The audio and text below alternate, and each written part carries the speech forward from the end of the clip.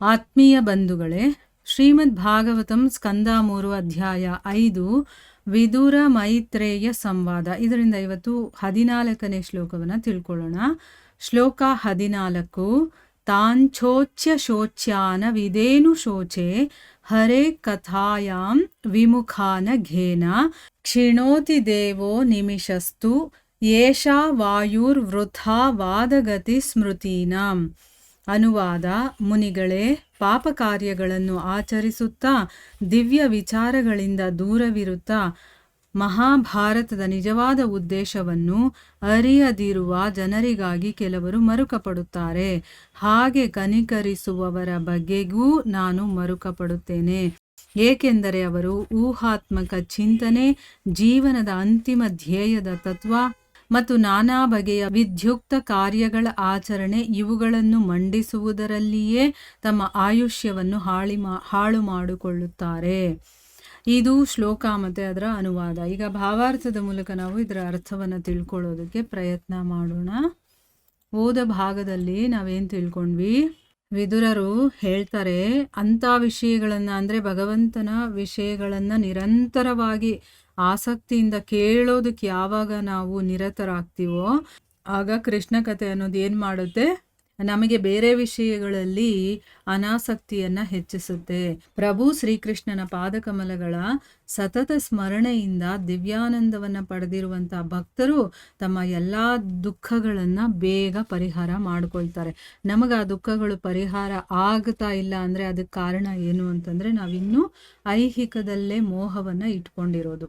ಆಯ್ತಾ? ಇಲ್ಲಿ ಮುಂದುವರೆದು ಈ ಶ್ಲೋಕದಲ್ಲಿ ಹೇಳ್ತಾರೆ, ಮುನಿಗಳೇ, ಪಾಪ ಕಾರ್ಯಗಳನ್ನು ಮಾಡ್ತಾ ದಿವ್ಯ ವಿಚಾರಗಳಿಂದ ದೂರ ಇರ್ತಾ ಮಹಾಭಾರತದ ನಿಜವಾದ ಉದ್ದೇಶವನ್ನ ಅರ್ಥ ಮಾಡ್ಕೊಳ್ದೇ ಇರುವಂಥ ಜನರಿಗೋಸ್ಕರ ಕೆಲವರು ಮರುಕ ಪಡ್ತಾರೆ.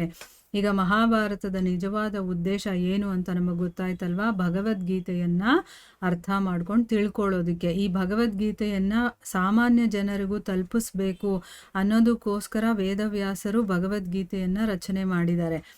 ಈಗ ಅದನ್ನ ಯಾರು ಕೇಳೋದಿಲ್ವೋ ಅವಾಗ ಅವರಿಗೆ ಅಂದರೆ ಮಹಾಭಾರತದ ಕಥೆಗಳನ್ನೇ ಕೇಳ್ಕೊಂಡು ಸಂತೋಷ ಪಡೋದು ಅಷ್ಟೇ.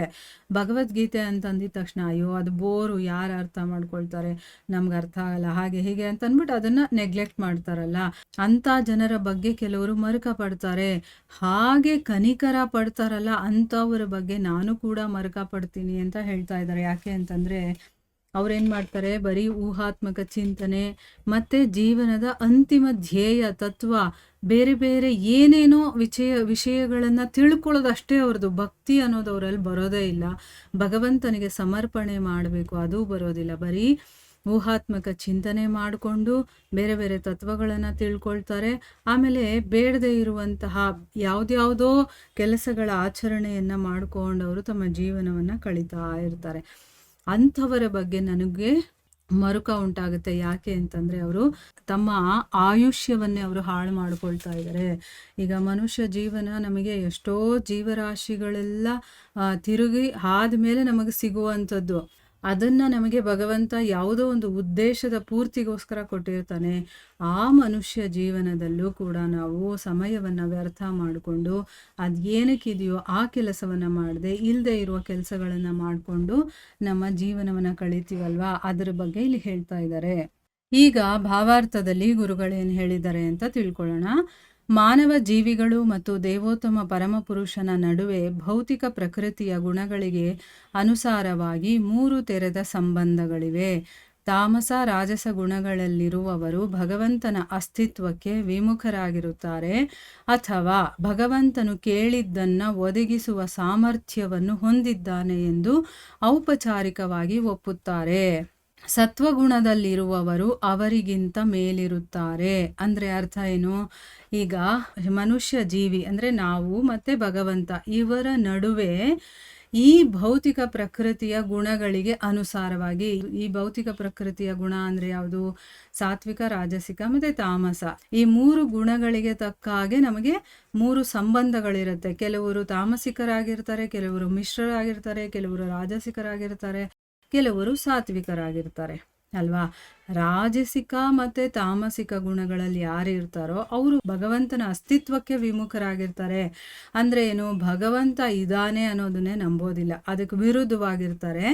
ಅಥವಾ ಭಗವಂತ ಕೇಳಿದ್ದನ್ನು ಕೊಡುವಂಥವನು, ಅಂಥ ಒಂದು ಶಕ್ತಿ ಅವನಲ್ಲಿದೆ ಅಂತ ಅಂದ್ಕೊಂಡಿರ್ತಾರೆ. ಈಗ ನಾವು ದೇವಸ್ಥಾನಕ್ಕೆ ಹೋಗ್ಬಿಟ್ಟು ಏನು ಹೇಳ್ತೀವಿ, ನನಗೊಂದು ಬಂಗ್ಲೆ ಕೊಟ್ಬಿಡಪ್ಪ, ನನ್ನ ಮಗನಿಗೆ ಮದುವೆ ಆಗಿಬಿಡ್ಲಪ್ಪ, ನಾನು ಚೆನ್ನಾಗಿರಬೇಕು, ನಾನು ಸಂತೋಷವಾಗಿ ಆರೋಗ್ಯವಾಗಿರಬೇಕು, ಆ ರೀತಿ ಒಂದು ವರವನ್ನು ಕೊಟ್ಬಿಡು ಅಂದರೆ ಏನು, ನಾವು ಏನು ಕೇಳ್ತೀವೋ ಅದನ್ನು ಅವನು ಮಾಡಿಕೊಡುವಂಥ ಒಂದು ಸಾಮರ್ಥ್ಯ ಅವನಲ್ಲಿದೆ ಅಂತಂದ್ಬಿಟ್ಟು ಔಪಚಾರಿಕವಾಗಿ, ಅಂತಂದರೆ ಒಂದು ಸಾಮಾನ್ಯವಾಗಿ ಯಾರೋ ಹೇಳಿದಾಗ ನಾವು ನಂಬ್ಕೊಳ್ತೀವಲ್ವ, ಆ ರೀತಿ ಒಪ್ಕೊಂಡಿರ್ತೀವಿ, ಒಂದು ವ್ಯಾವಹಾರಿಕವಾಗಿ ಒಪ್ಕೊಂಡಿರ್ತೀವಿ ಹೊರತು ನಿಜವಾಗ್ಲೂ ನಮಗೆ ಭಗವಂತನ ಶಕ್ತಿ ಸಾಮರ್ಥ್ಯದ ಬಗ್ಗೆ ಅರಿವು ಇರೋದಿಲ್ಲ, ಜ್ಞಾನ ಇರೋದಿಲ್ಲ.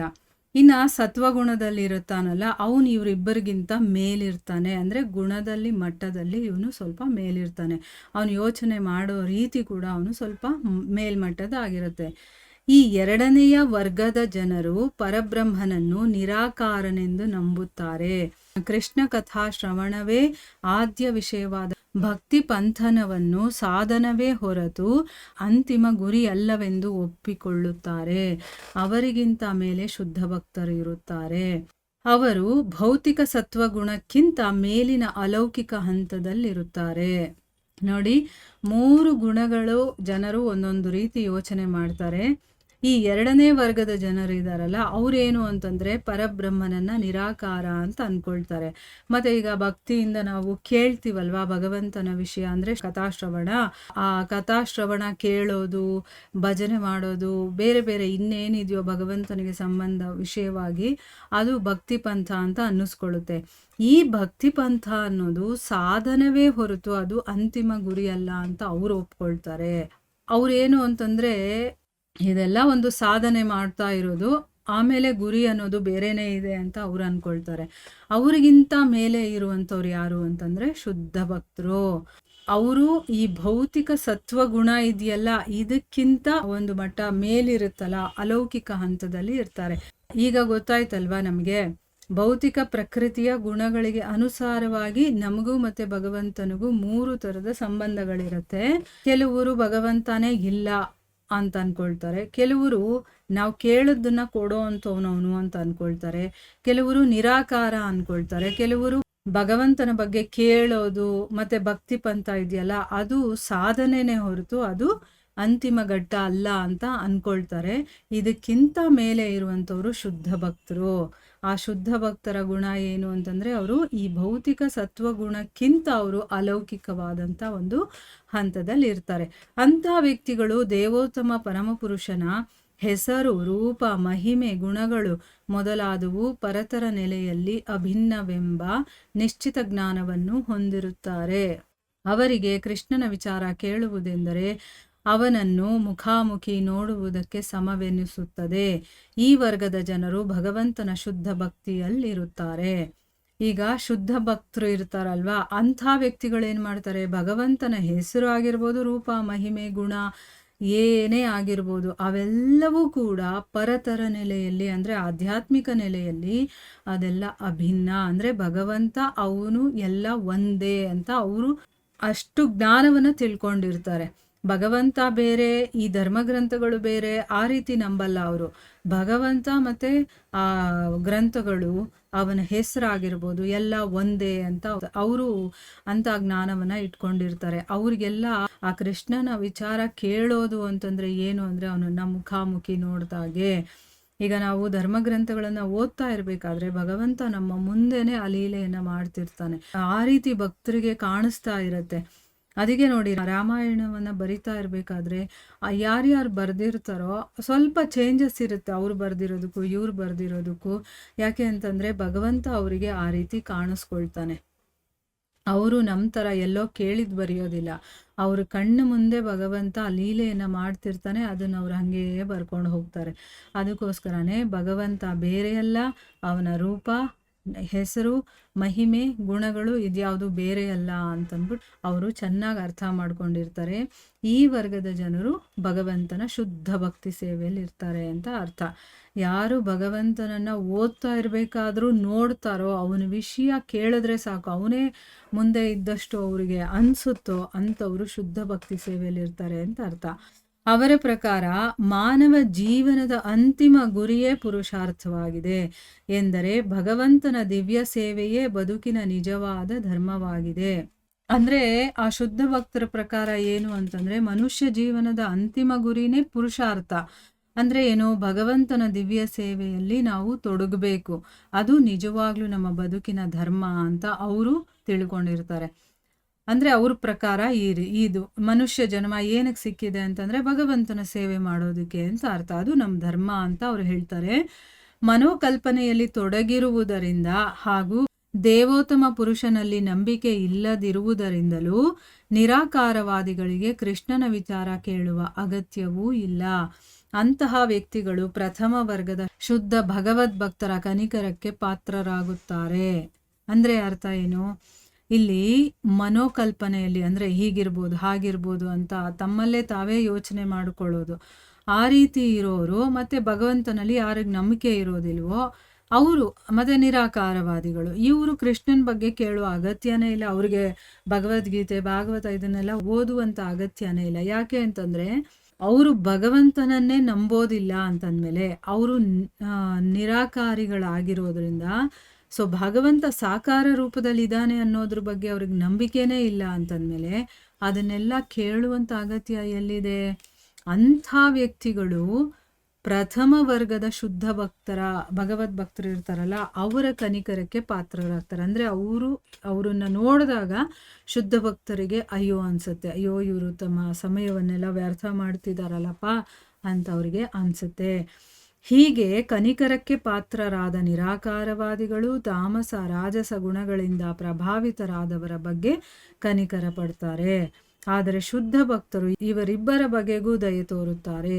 ಏಕೆಂದರೆ ಅವರಿಬ್ಬರು ಮಾನವ ಜೀವನದ ತಮ್ಮ ಅಮೂಲ್ಯ ಸಮಯವನ್ನು ತಪ್ಪನ್ನು ಅನುಸರಿಸುವುದರಲ್ಲಿ, ಇಂದ್ರಿಯ ಭೋಗದಲ್ಲಿ ಮತ್ತು ಜೀವನದ ಗುರಿಗಳ ಮತ್ತು ವಿವಿಧ ತತ್ವಗಳ ಬಗೆಗೆ ಊಹಾತ್ಮಕ ಚಿಂತನೆಯ ನಿರೂಪಣೆಯಲ್ಲಿ ವ್ಯರ್ಥ ಮಾಡುತ್ತಾರೆ. ನೋಡಿ, ಇಲ್ಲಿ 3 ಘಟ್ಟ ಅಂತ ಇಟ್ಕೊಳ್ಳೋಣ. ಒಂದು, ಭಕ್ತಿನೇ ಇಲ್ಲದೆ ಬರೀ ಐಹಿಕ ಪ್ರಪಂಚದ ಜಂಜಾಟದಲ್ಲೇ ಮುಳುಗಿರುವಂಥವ್ರು, ತಾಮಸ ಮತ್ತು ರಾಜಸಿಕ ಗುಣದವರು. ಅದಕ್ಕಿಂತ ಸ್ವಲ್ಪ ಮೇಲ್ಮಟ್ಟದವರು ಯಾರು ಅಂತಂದರೆ ನಿರಾಕಾರವಾದಿಗಳು. ಅಂದರೆ ಏನೋ ಊಹೆಗಳನ್ನು ಮಾಡಿಕೊಂಡು ಮತ್ತು ತತ್ವಗಳನ್ನು ಚಿಂತನೆ ಮಾಡೋದು, ಊಹಾತ್ಮಕ ಚಿಂತನೆಗಳಲ್ಲಿ ತೊಡಗಿರುವಂಥವ್ರು. ಇದು ಇರ್ಬೋದು, ಅದು ಇರ್ಬೋದು, ಇದಲ್ಲ, ಇದು ಹೌದು ಅಂದ್ಕೊಂಡು ತಮ್ಮದೇ ಒಂದು ಲೋಕದಲ್ಲಿರ್ತಾರೆ ಅವರು. ಆ ರೀತಿ ಯೋಚನೆ ಮಾಡುವಂಥವ್ರು.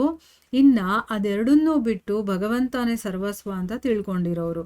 ಈ 3 ಜನ ಇರ್ತಾರಲ್ಲ, ಈಗ ಯಾರು ಏನೂ ಮಾಡದೆ ಸುಮ್ಮನೆ ತಮ್ಮ ಸ್ವಾರ್ಥಕ್ಕೋಸ್ಕರ ತಮ್ಮ ಇಷ್ಟಗಳನ್ನು ಪೂರ್ತಿ ಮಾಡ್ಕೊಳ್ಳೋದ್ರಲ್ಲೇ ಸಮಯವನ್ನು ಕಳೀತಾ ಇರ್ತಾರೋ ಅಂಥವರನ್ನು ನೋಡಿದಾಗ ಈ ಊಹಾತ್ಮಕ ಚಿಂತಕರಿಗೆ ಕನಿಕರ ಬರುತ್ತೆ. ಅಯ್ಯೋ, ಸಮಯವನ್ನು ವ್ಯರ್ಥ ಮಾಡ್ತಾ ಇದ್ದಾರೆ ಇವರು, ಈ ರೀತಿ ಅವರು ಆಲೋಚನೆನೇ ಮಾಡೋದಿಲ್ವಲ್ಲ ಅಂತಂದ್ಬಿಟ್ಟು. ಅಂದರೆ ಇದು ಹೀಗೂ ಇರ್ಬೋದು ಹಾಗೂ ಇರ್ಬೋದು ಅಂತ ಊಹೆ ಮಾಡಿಕೊಂಡು ಅವರು ತಮ್ಮ ಒಂದು ಸಾಧನೆ ಮಾಡ್ತಿರ್ತಾರೆ. ಅಂತ ಕೆಳಮಟ್ಟದ ತಾಮಸ ಮತ್ತು ರಾಜಸಿಕ ಗುಣದಲ್ಲಿರೋ ನೋಡಿದಾಗ ಇವ್ರಿಗೆ ಕನಿಕರ ಬರುತ್ತೆ. ಇವರಿಬ್ಬರನ್ನೂ ನೋಡಿದಾಗ ಶುದ್ಧ ಭಕ್ತರಿಗೆ ಕನಿಕರ ಬರುತ್ತೆ. ಅಂದರೆ ಈ ಮನುಷ್ಯ ಜನ್ಮ ಸಿಕ್ಕಿರದೆ ಭಗವಂತನ ಸೇವೆ ಮಾಡೋದಕ್ಕೆ, ಆದರೆ ಇವ್ರು ಏನೇನೋ ಯೋಚನೆ ಮಾಡಿಕೊಂಡು ಐಹಿಕ ವಿಚಾರದಲ್ಲಿ ಮುಳುಗಿ ಇವರಿಬ್ಬರೂ ಕೂಡ ಸಮಯವನ್ನು ವ್ಯರ್ಥ ಮಾಡ್ತಿದ್ದಾರಲ್ಲ ಅಂತ ಅವರಿಗೆ ಅನಿಸುತ್ತೆ. ಈ ರೀತಿ ಅವರು ಯೋಚನೆ ಮಾಡ್ತಾರೆ. ನೋಡಿ, ಒಂದೊಂದು ಸ್ಟೇಜ್ ಮೇಲಿರೋರು ಕೆಳಗಡೆ ಇರುವಂಥವ್ರನ್ನ ನೋಡಿ ಯಾವ ರೀತಿ ಯೋಚನೆ ಮಾಡ್ತಾರೋ ಅದನ್ನು ಹೇಳ್ತಾ ಇರೋದು. ಈಗೆಲ್ಲರಿಗಿಂತ ಮೇಲ್ಮಟ್ಟದಲ್ಲಿರುವಂಥವನು ಭಗವದ್ಭಕ್ತ.